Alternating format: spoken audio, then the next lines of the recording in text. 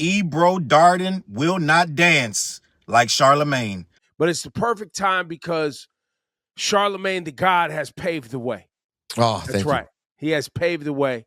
I saw some clips of us talking about Charlemagne's $200 million deal, and people were saying we were hating because I said, quote, I didn't do the same dance as he did. Mm-hmm. And I didn't intend it to be that way. I think if you're Charlemagne, you should be ecstatic. I think if you're a fan of Charlemagne, you should be celebrating. Like, I think if you're a podcaster, you should be ecstatic. I think there's so much positive from what Charlemagne and the iHeart deal has done. I don't know. What I was trying to articulate is basically I have a belief that when you are black in the United States and outspoken against what is seen as the norm, or outspoken, especially in this current climate, against Trump in the ways that I have been since, 2016 and beyond, or as overtly outspoken against white supremacy and unwilling to have conversations with people who propagate white supremacy, I won't even entertain it. There's nothing for us to find common ground on, but there are individuals who are willing to do that dance, and that is rewarded financially in our society. It always has been. Or people who are just willing to, at the wrong time, be critical of a black woman running for president of the United States.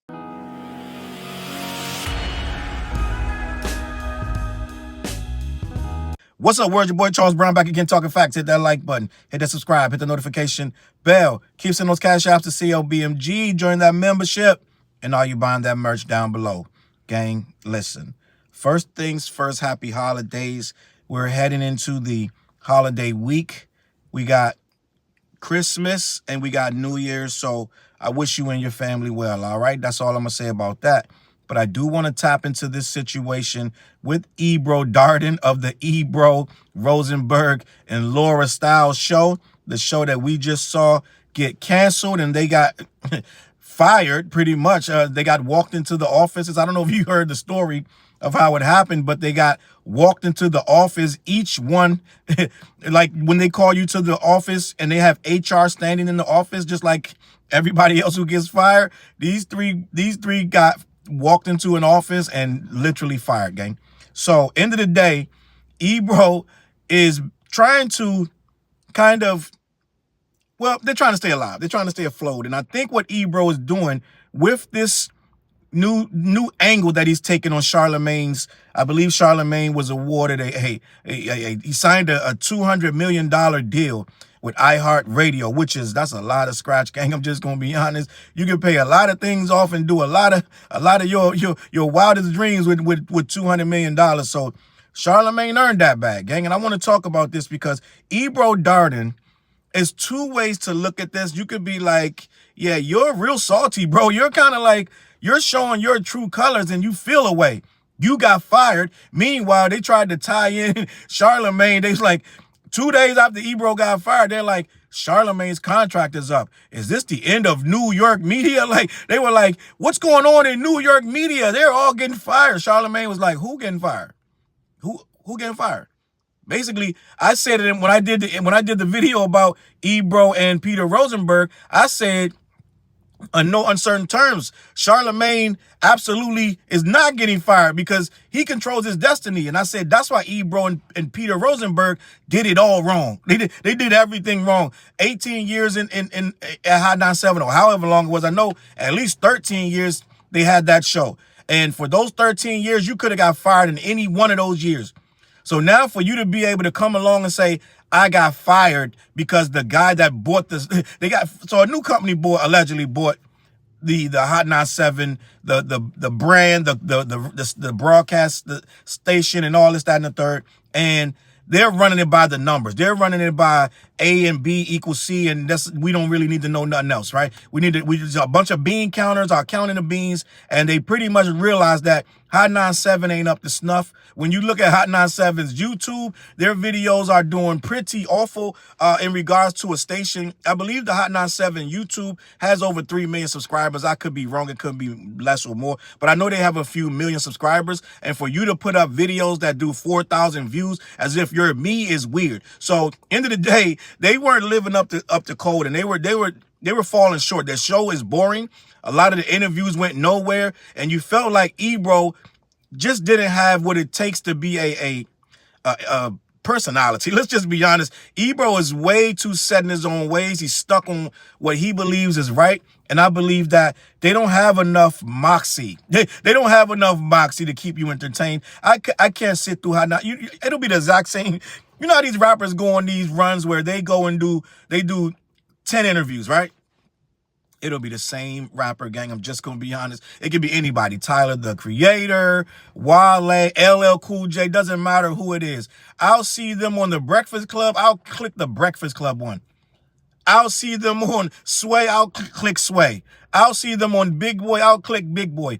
For some reason, every time I went over to the Hot 97 one, it just felt awkward. It didn't feel entertaining. It felt like they were almost patronizing a person, like, yeah, we're real hip-hop over here. We're going to talk to you real hip-hop. And it always felt like to me that Ebro was kind of talking at people. Like he already had the answers in his head, and he would just ask some questions, and he knew what the answer was. It just felt like he was the smartest guy in the room. It just didn't, I don't feel like people were getting interviewed. I feel like he was trying to narrate and lead them places, and it just didn't feel natural. I'm just going to be honest. It felt kind of, it wasn't entertaining to me. I always felt like Rosenberg was this little voice, like, who's saying that? Like, he doesn't have a big enough personality to keep me engaged when he's interviewing these artists. And then these things would take these wild turns. Like, we all get it. We know that you're hip hop. We know that you guys are like, oh, we're Backpack Central. But it always felt like we can't get beyond that. We can't get any deeper with these artists because you're trying to keep it so, oh, we're going to keep it on code in here. We're going to keep, like, just let the interview go where it goes. And when I say all that, I mean, we get it that you're supposed to be the gatekeepers of this real hip hop things, this, that nature, and I feel the same way to a degree. But at the same time, when the artists come in that's not on that, it feel like y'all trying to make them on that, and it's like, no, we just do the interview. So I always felt like the interviews felt a little like they just felt like they had a ceiling on them. They didn't elevate to me, so I wouldn't watch them. I say all that to say it was tough for me to get through a Hot 97 interview. I'm just gonna be honest. I would rather, and you know that Charlemagne, they're not always going to ask the right questions, but they're going to let the conversation go where it goes. That's just my opinion. You can say I'm way off, go in the comments and say whatever, but I'm not saying that they're better. I'm just saying that they understood. They had a broader audience than just backpack hip hop heads, and they would act accordingly. It's supposed to be entertaining, so you let it go where it goes. And I always felt like these guys had their own constrictions, or they just wouldn't let it go too far outside of this. This is hip hop here, baby. We're the home of hip, and it's just like, yo, I don't know. But end of the day, let's just be honest. A lot of people felt like me because their numbers weren't up. An interview over there at let's say at Breakfast Club for the same artist would get 10 times, 15 more times views than these guys. Let's just go check the tape and come back and let me know if I'm right or wrong. So end of the day, it felt like Charlemagne was just a bigger program. Charlemagne, DJ Envy, they had bigger moments. Right? Like you really only got the moments over there at Hot 97 were few and far between. And it didn't seem like they just didn't seem newsworthy unless Ebro was saying something crazy to piss people off. Right? He ain't got no where's their baby moment? Like where's their Birdman moment, right? All three of y'all, right? They got a couple of moments, but they just never. I don't know what's going on. I'm not saying that they're supposed to have ratchet shit happening and all these contrived and staged events, but it just felt like the show was a little stale. So now Ebro is back, right? They have their show, they have their new podcast, same as over here. Meet the new boss, same as the old boss. They got a new podcast named it Ebro, Rosenberg and Laura Style Show. Almost the same logo, everything is almost the same, but now it's theirs. It's their content, right? and they don't have a studio. They're in a different, they're in their respective spaces. I don't even be seeing Laura on there yet. I think she's still on vacation end of the day, which they should have actually waited. But they didn't want to wait, let's just be honest. And I'm looking at the whole situation. I immediately subscribe because I'm trying to, I just do. I subscribe. It take a lot. I subscribe to everybody, gang. Like, I'll watch your video and I'll subscribe to you. So I probably subscribe to 1 million channels, gang. So it ain't personal, like, oh, I really like them or don't like them.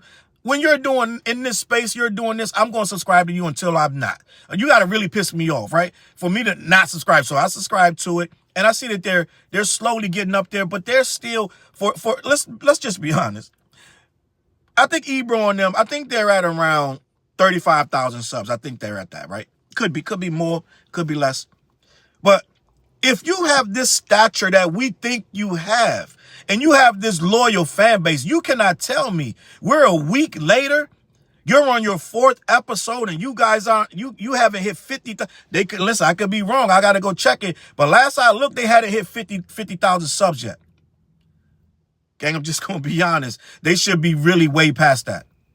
Right? Do you remember when Joe and Jada podcast came out, and you know that Fat Joe was hated. Fat Joe dropped that podcast at almost the worst time in his career. Fat Joe, when he had everybody on his ass, he was considered to be the town liar and the town crier. And everybody was talking about boycott, cancel Fat Joe.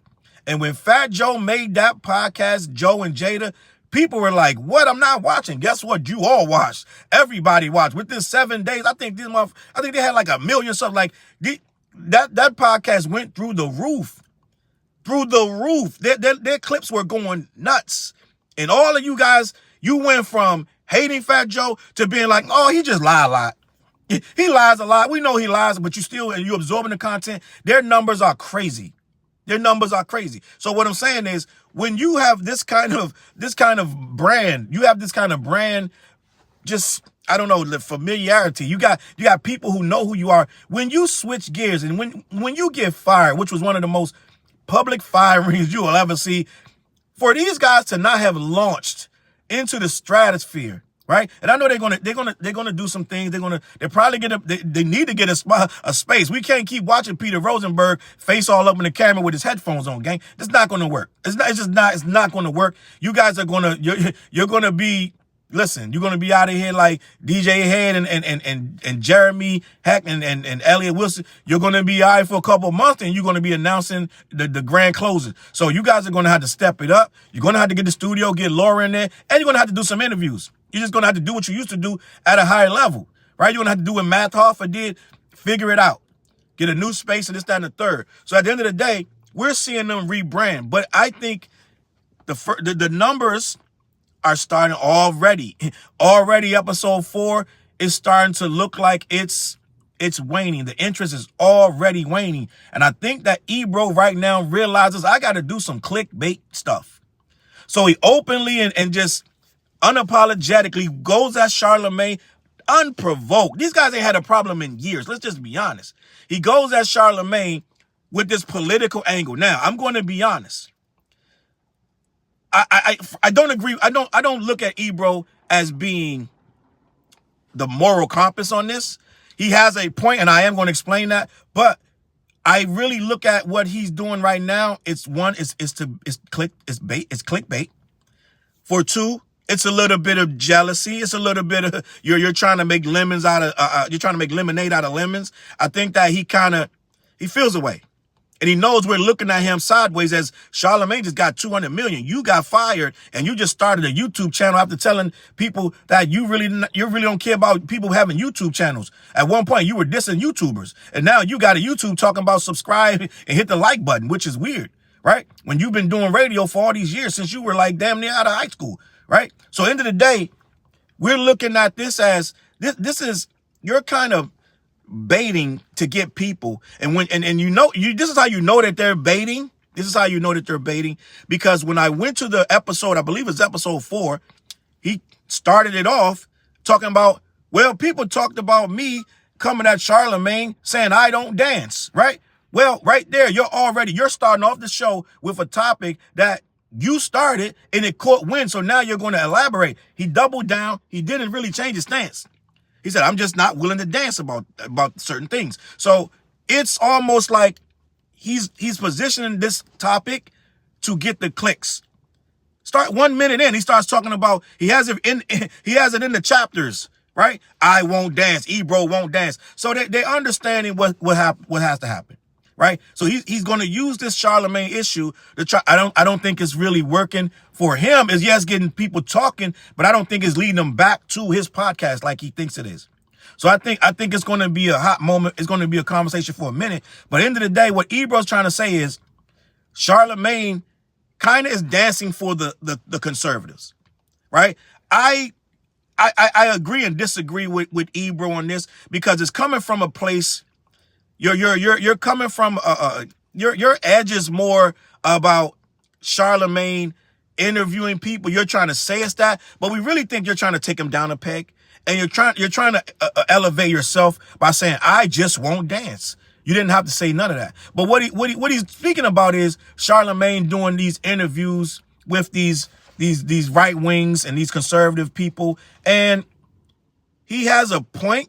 But that is not the reason for Charlemagne's success. He's being a little just disingenuous. Charlemagne does a lot more in the podcast space than just interview with Candace Owens and things of that nature. All right, but let me read what happened so we can all understand what's going on. Ebro Darden says he's unwilling to debase himself for a bag like Charlemagne the God by Cole Blake for HotNewHipHop.com. Ebro Darden's comments on Charlemagne the God come after Hot 97 canceled his long-running talk show earlier this month. Ebro threw some shade at Charlemagne the God while speaking with Peter Rosenberg for the newest episode of the Ebro Laura Rosenberg show. He explained that he isn't willing to sacrifice his beliefs to get a major payday from companies like iHeart, Disney, and more. So let me just start there before we go any further. So he's saying sacrifice. You don't got to sacrifice your beliefs to do an interview. Now, me personally, when I see Charlemagne bring on these wacky people, some of these people, I'm like, why are you giving them life? It really turns me off to the show. I'm just going to be honest. Some of these people don't deserve the back and forth. Some of these people are outright rage baiters and liars and complete 100% racist. So to give them a platform, it's inexcusable to me, right? It's inexcusable to me. But they claim to be doing it so they won't be accused, which they do get accused. Charlemagne gets accused of being racist. He gets accused of gatekeeping, and he gets accused of not letting the other side have their voice. So he took that to heart, I want to say about 4 or 5 years ago. He started to really be like, you know what? Why am I not letting them up here? So he started letting people up there. Some people I wouldn't even want. I'm really going to be honest. I wouldn't want to even be in the same room with, let alone interviewing and speaking to them. Because at some point we got to draw a line and not entertain these conversations because they go in circles. These are the kind of people that tweet blacks do all the crime in America. Shit like that. Just blanket statements with no nuance, no context. And then when you try to inject a little context, they twist and spin it. So it's like, I don't want to talk to you and I don't want to give you a platform because somebody that's watching that is going to be influenced by that. The reason they get on these platforms to get in your space so they can turn a few tires. Remember when it was like, yo, why? Remember they had Kanye and Candace Owens on their little thing. Why are Democrats? They're born to be Democrats. They don't even ask why. They started really playing with our intelligence, gang. Let's just be honest. They started saying that we don't even know why we were Democrats. We just were handed it from our moms and dads, and we never put two thoughts into it. So they started to it's a lot of weak-minded people going to be like, well, damn, it's a lot of reasons why. It's a lot of reasons why we're Democrats. They vote. You're voting in your self-interest. Now, I'm not going to sit here and go into the whole Democrat spiel because right now, Democrats as a whole, the Democratic Party is awful, right? We're doing terrible. We're doing terrible. We just gave away the shutdown. Now everybody medical shit going up. Listen, gang, I'm not going to do this. But what I'm telling you is they'll get in like a worm and just sit in and infest whatever space they can get in and they can crawl in and start turning and reaching these people that they might not have ever reached. And so now we're more divided than ever as a black community. Stuff that was just understood, right? When I was younger, it was shit understood. 85%, we just understood what things were. This is bad. This is good. Whatever. Not saying nothing is black and white, but at the end of the day, we knew that these people did not have our self-interest at heart. And these people were at least fucking trying. right? So end of the day, we understood, yeah, we don't vote for them, XYZ. Now, Charlemagne giving them a platform and they're putting seeds in. People say, like, why don't you vote for him? Why don't you? Well, why are you calling this guy a flat out racist? You'll be like, well, explain why he's a racist. I'm not going to explain. I'm not going to sit here and let somebody try to twist my words and twist everybody else's words to end up saying I'm not a racist when they walk through the door with racist thoughts. They have racist quotes. You can hear it plain as day. And they'll sit there and say, well, why don't you don't want white people to have to, whites don't matter. So you'll sit there and talk to a person talking about white lives matter for an hour. It's weird. So no, I agree with what Ebro's saying, but that's not why Charlemagne is where he's at. It's disingenuous. And I get what you're saying, where you have these conversations where you wouldn't have nothing to say to these people, but that don't mean he wouldn't have nothing to say to them. So at the end of the day, Ebro is really he's not being fair with his assessment of Charlemagne. Charlemagne works hard as shit. Let's just be honest. This dude got his podcast network, this, that, and the third. Now, I have my own issues with Charlemagne, but let's just keep this focused. Let me continue.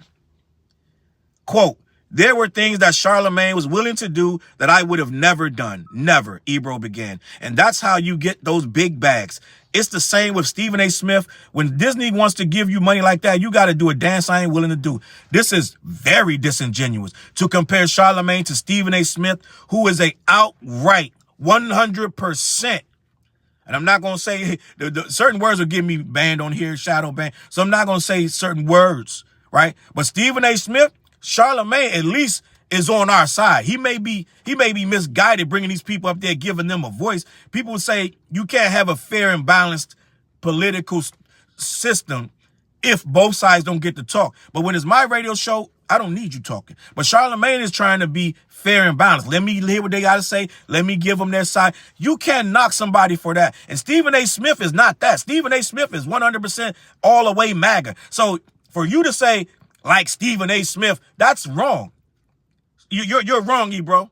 You're wrong on this one. They're not doing the same thing. Charlemagne will have this guy on, and in the very next sentence or the very next segment, he's denouncing everything the guy stands for. So it's not the same. Stephen A. Smith will agree with these people and defend these people. So this is wrong, and this right here is where Ebro comes off disingenuous. You cannot compare this. You're making it like Charlemagne brings these people up there for his own benefit.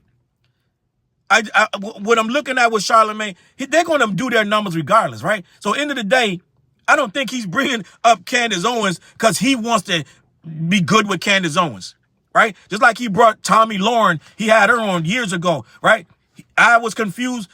Everybody was confused, but he had his reasons. And the simple fact of, yes, you're going to get views, but what does it matter when these racist people come in the comments and they really not saying, they're not coming back, right? They're not sticking around.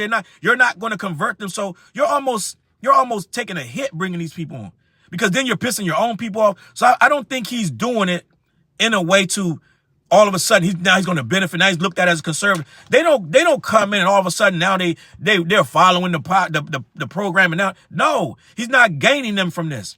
Stephen A. Smith literally gains people. When he speaks, he gains people. Yeah, he's one of the good ones. That's not what happens with the Charlemagne stuff. They come on, say their piece, and all of their fan base leaves. So I know what you're trying to say, like, oh, iHeart, this and that and there. I can see if he continued with their rhetoric and kept on bringing them back. That's not what's happening. He'll bring them up. He'll push a little bit. They really don't have the mental capacity or desire to push back on these people like they should be, which is why they shouldn't have them. But I'm not going to say he's doing this to get these bags, because they do way more work than just having these people on and benefit. So I think Ebro is trying to make a very complex issue simple. And I think him and Peter really are bitter. I'm just going to be honest. Let me continue. From there, he and Peter Rosenberg joked about the idea of speaking with a series of conservative commentators, including Candace Owens, Tucker Carlson, and more. The drama comes after Hot 97 canceled him, and Ebro theorized that the owners of Hot 97 wanted to silence him in a video on social media after the announcement. Quote, bro's a casino owner. You know the 3 licenses they got in for New York casinos. The guy that owns that shit owns one of the casino licenses. He got to raise $500 million. They need my shit talking anti-Netanyahu, anti-government, progressive shit out the way, bro. They need me out the way. So Ebro thinks that it's about him. And I think that, okay, that could be true, that they kind of want to silence you low key. But I also think that you guys weren't doing enough. I think that the show was stale. I think you guys you're walking this tightrope of hip hop, so you don't want to sensationalize stuff, and that's cool. But then you need a lesser platform like what you got. You can't expect to compete with a Charlemagne. You can't expect to compete with a big boy when you guys are going to come in. You're not going to sensationalize things. You're going to try to keep everything in this hip hop bubble. Oh, we're underground over here. We're the streets. We do politics over here. Like, I feel like you guys have a holier than thou, right? You're in the entertainment business and you don't want to entertain. I'm just going to be honest. Ebro is the program director for Hot 9. He was for Hot 97, and he was doing the music for Apple. So at some point, you having all these views and being this staunch rebellion leader, this, that, and the third, like you're trying to paint yourself, it's kind of wild. And you look at it like, how can the two exist? Right? It's like a Black Panther going to work for IBM. Like, it doesn't, they can't coexist. But that's what you're trying to sell us. That you're the Black Panther guy that goes and puts his moccasins and his button up on and goes sit down and work at IBM, but he's still a rebel. The two don't make no sense. Just gonna be honest. So you're trying to lead both lives, and now you're going to point at Charlemagne, who's doing the exact same thing. He is in radio just like you were. So there is no way you can point at him and say, well, he'll do certain things. I'm sure there are people that you have brought up there, and people are like, why? Why would you have this guy on? It doesn't make no sense, right? And if you're only trying to do New York politics, like you say, or political content and real hip-hop, and bring only the artists up there that you like, let's be honest, you only like certain artists. So when they come up there like a Tekashi and these other people, Lil Uzi Vert, you let them know on knowing certain terms you're not rocking with him. So you're not cut out to do what Charlemagne does. So you can't criticize him. At the end of the day, if you're not going to play the game, then don't blame him for playing the game. The radio business, you guys were running that for a while, and then they outplayed you. It is what it is. So I'm gonna leave it at this. I feel like Ebro is once again making low-key excuses. He's making excuses for not being where you have all the same chances he has. You have all the interviews that he can get, right? You're saying you don't want to interview Tucker Carlson and Candace Owens. Okay, that's great. But there's a lot of people you could interview that could get you some numbers too, right? Let's just be honest. People don't fire people that's successful. It don't happen. Look what happened with Jimmy Kimmel. They tried to let him go, came right back. End of the day, when you're making enough ratings, you're gonna be fine regardless. And especially when you do leave and you go to a new platform, they're gonna follow you. I don't think people really follow you like that. They're stumbling on you. There's some people are clicking like, but I think at this point, you guys should have 200,000-300,000 subs easily on YouTube. You shouldn't be still opening up the show talking about subscribe to the channel. You shouldn't have to tell nobody that at this point in your career. Man, I'm out of here, man. Let me know what you think in the comments. I think it's a little bit of hate. I think it's a little bit of bitterness and a little bit of shade. You tell me, man. Listen, CLBMG. Head on over to black-yeti.com. Let them know who sent you. Also, every Wednesday night, we go live on The What Show, BTJ and Fliz. We're not coming back till after the new year, all right? We'll be back in January, but tap in on that. Also, we got a video called This, That, Off the What Project.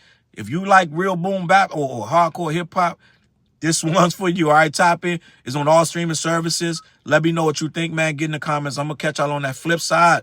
Peace. Look, mission impossible to drop a few lines without dropping old times when Southern Hill was still a gold mine. When pistol grips was my shit and I sold mine. When Alias was not a show and they told mine. Elevate your mind with high quality THC infused products. BlackYeti.com. Black-Yeti.com.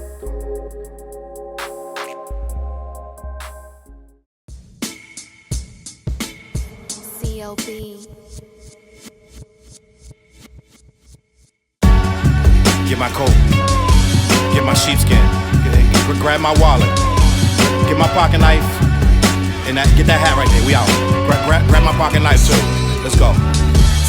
When I first came to the city, niggas didn't believe me. I just wanted to join a team and throw assist pass easily. 6 man off the bench, alley-oop pass freely. Suit up for one game and hope a scout might see me. But nah, niggas is greedy, wasn't rocking with him. Unplugged the scoreboard, put a lock on the gym. Told me to power forward, point guard at the rim. And left me with no center and a ball full of phlegm. Not knowing that I'm a dog, a Rottweiler within, with the heart of a pit bull that don't bark for pretend. My bites cut deep, break the bone and the skin, with the level of hustlenomics you do not comprehend. So first I took a block down on the west side end, and then secured a spot with some goons and some kin, and then sent out some flyers, let the games begin. And in 6 months time, the city like that's him. Oh yeah, he the one that moved the hustle to the burbs. And yeah, he the one that knocked the hustlers off the curb. And yeah, he the one that set up shop without a word. And he the one that got it cracking, and all he did was rapping by the Hooters. I kept killers from being shooters. Put a mic in a thug's hand, now he loyal like Pats fans. Take a man off the streets past the needles and crack cans. Promise mama to keep him safe, then put some food in his face, and he'll kill for you. But I don't need him for that. Click like, click share, tell them bitches we back. Share the whole location, tell them niggas where we at. Cause we out here, we ain't the cheese, we the trap.